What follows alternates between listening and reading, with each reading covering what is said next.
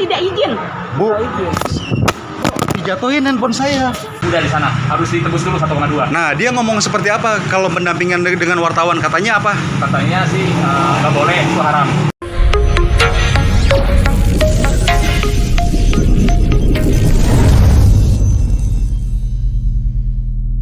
Kehadiran pers sebenarnya menjadi indikator dari kesehatan demokrasi sebuah negara. Fungsi media sebagai agen publik untuk memperoleh akses informasi, sekaligus berperan mengawasi kekuasaan, membuatnya disebut sebagai pilar keempat demokrasi. Namun sangat disesalkan, segelintir pejabat yang berpendidikan terkadang tidak paham tentang pers. Bahkan ada juga yang paham tapi berpura-pura tidak paham.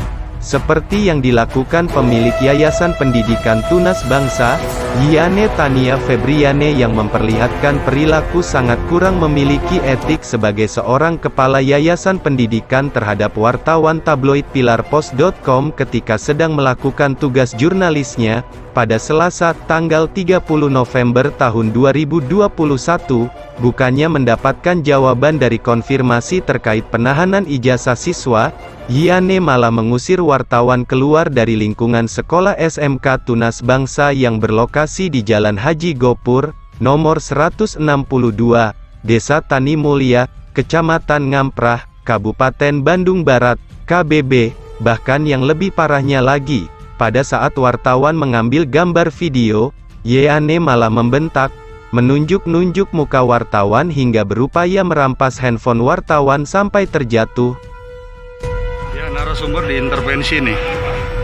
Saya wartawan tabloid Pilar Post malah dihambat tugas jurnalistiknya oleh di salah satu sekolah di Bandung Barat. Rumah saya. Bukan rumah, Bu, ini sekolah. Itu punya saya. Bukan ini punya ini. Iya. Kamu foto-foto tidak izin. Bukan rumah, Bu, ini sekolah. Itu punya saya. Bukan rumah, Bu, ini sekolah. Itu punya saya. Bu, dijatuhin handphone saya. Kenapa? Foto-foto tidak izin. Kenapa handphone saya dijatuhin, Bu? Ya kan Mau dirampas begini. Udah maksudnya kan Kamu udah dilarang dilarang. nggak bisa. Bahasanya kan udah lembut sih, Bu, tapi Kita mau memberikan hak jawab di sini, Bu. Klarifikasi. Nah, saya tidak bisa.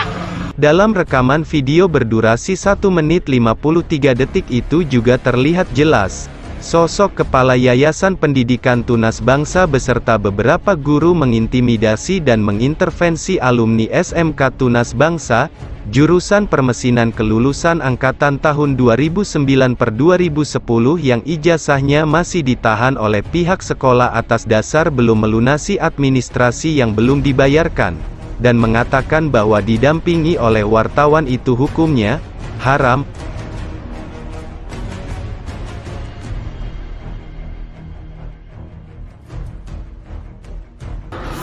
Udah. Pokoknya saya udah diusir di sini sebagai tugas tupoksi saya sebagai jurnalis. Udah, nggak apa-apa. Nah, ketika saya memberikan hak jawab itu kan Bapak ngeliat sendiri kalau handphone saya dirampas ya. iya tadi Sampai jatuh ya. Nah, saya diusir, bener.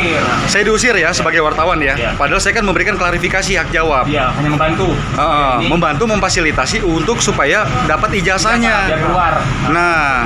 Nah ini, dan juga Pak Tora juga ijazahnya ditahan, benar? Udah di sana, harus ditebus dulu 1,2. Nah, dia ngomong seperti apa kalau pendampingan dengan wartawan? Katanya apa? Katanya sih nggak boleh, itu haram. Katanya sih nggak boleh, itu haram. Haram katanya, didampingi oleh wartawan itu haram. Katanya si kepala sekolah ya. Nah, itu Pak. Nah, ini pun juga yang menjadi saksi, yang saksikan banyak dari guru-guru melihat semua ya Pak ya. Sama yang di depan itu ada beberapa. Betul. Nah, Bapak ngeliat nggak kalau saya ngisi buku tamu? Tadi pas Secara prosedur betul kan? sebelum datang itu orang yayasan Iya. sama kepala sekolah, Bapak tadi isi tamu dulu buku tamu. Betul. Kehadiran. Dan memperkenalkan diri saya, Pak. Mengetahui hal itu, Sekretaris Jenderal Dewan Pimpinan Pusat Lembaga Swadaya Masyarakat Pemantau Kinerja Pemerintah Pusat dan Daerah, DPP LSM Pemuda, Bang Ungkap Marpaung, menanggapi dan menyesalkan atas ketidakrespeknya pihak sekolah kepada kawan-kawan jurnalis, bahkan sampai terjadi pelecehan terhadap jurnalis yang dilakukan oleh Kepala Yayasan Pendidikan Tunas Bangsa. Iya, pada prinsipnya kita ini selaku anak-anak bangsa ya, kita menyesalkan kalau sampai ada pejabat-pejabat dinas pendidikan, apalagi sekolah-sekolah selaku tempat orang menimba ilmu, tenaga-tenaga pendidiknya itu tidak respect ke kawan-kawan jurnalis. Kawan-kawan jurnalis ini kan sebagai corong, sebagai pembawa suara, harusnya lebih dihargai, katakanlah mungkin diberikan penghargaan yang memang selayaknya ya, tidak untuk dilecehkan. Makanya kami juga sering mendapati banyak permasalahan, mulai dari yang seperti itu, a priori merasa nggak suka dengan orang-orang jurnalis, orang-orang pers, pekerjaan-pekerjaan mereka bermasalah, sampai dengan ijazah-ijazah yang kita tahu masih tertahan di sekolah-sekolah. Ini kan menjadi presiden ini untuk dunia pendidikan. Kami juga akan turun di hari Selasa ini, kami lihat situasi. Kita sudah merancang untuk turun aksi unjuk rasa di Dinas Pendidikan Provinsi Jawa Barat untuk membuka mata hati orang-orang yang bergerak di dunia pencetak anak-anak bangsa ini, supaya mereka lebih mengerti dengan tugas pokok fungsi mereka, bukan cuman kepada anak-anak didik mereka atau kepada atasan mereka di Dinas Pendidikan, tapi juga kepada masyarakat.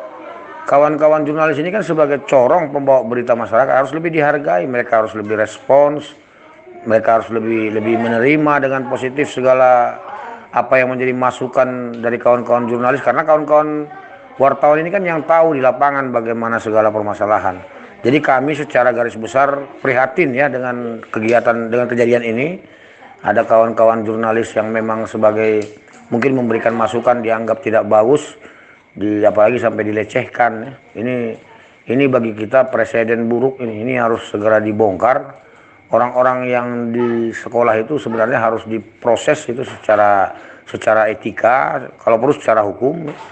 Moral mereka itu bagaimana gitu? Apakah layak mereka untuk melakukan tindakan-tindakan yang tidak baik kepada kawan-kawan jurnalis?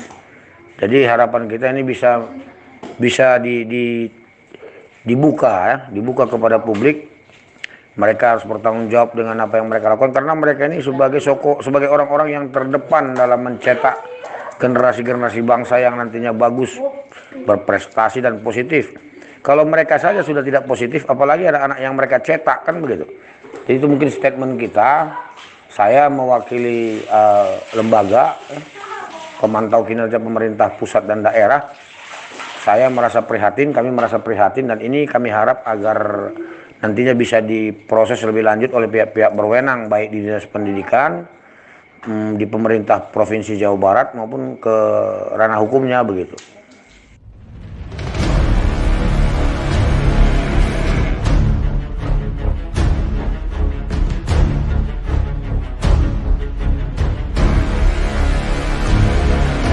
Minggu, tanggal 26 Desember tahun 2021, wartawan tabloid Pilar Pos melaporkan,